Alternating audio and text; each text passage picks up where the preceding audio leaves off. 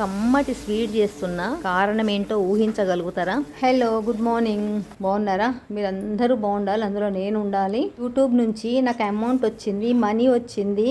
ఇది సెలబ్రేషన్ చేసుకునే టైము. ఎందుకంటే ఆ కష్టానికి ఫలితం వచ్చింది.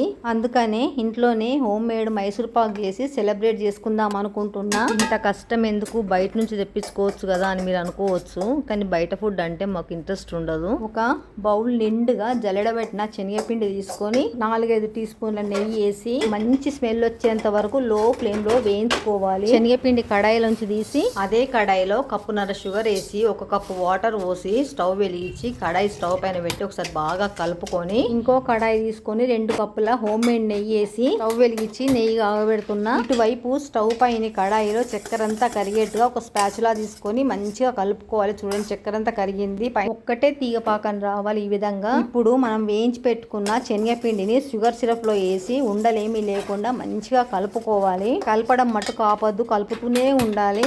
కలుపుతున్న శనగపిండి మిశ్రమంలో మరుగుతున్న నెయ్యిలోంచి 1 స్పూన్ నెయ్యి తీసుకొని ఉడుకుతున్న శనగపిండిలో పోసుకొని నెయ్యి అంతా పిండి అబ్జర్వ్ చేసుకునేంత వరకు కలిపి తర్వాత మళ్ళీ ఇంకొక స్పూన్ నెయ్యి పోసి సేమ్ అదే విధంగా కలుపుతూ ఉండాలి.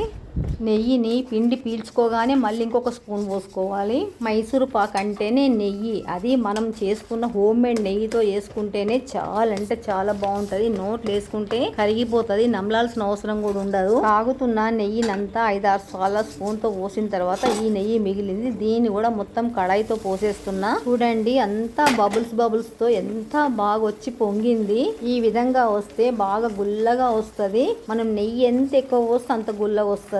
ఒక ప్లేట్ తీసుకొని 4-5 టీ స్పూన్ల నెయ్యి రాయాలి ప్లేట్ కు. ఈ విధంగా చూడండి, కలుపుతుంటే లోపలంతా ఎయిర్ ఫామ్ అయ్యి అంత బుగ్గలుగా ఖాళీగా అనిపిస్తుంది కదా. ఈ విధంగా మైసూర్ పాక్ చేస్తే మటుకు చాలా గుల్లగా వస్తుంది. ఒక్కసారి ట్రై చేయండి.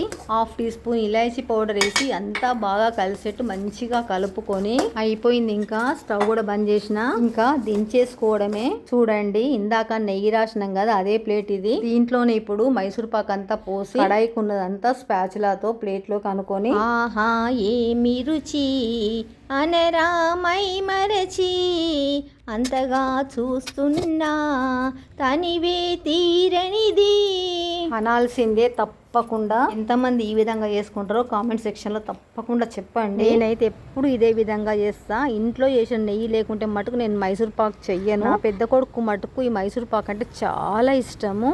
ఈ షేప్ అయితే చూడడానికి కూడా బాగుంటది. వీడియో కనుక నచ్చితే లైక్ చేసి సబ్స్క్రైబ్ చేసి బెల్ కొట్టి ఆల్ ఆప్షన్ పైన క్లిక్ చేయండి.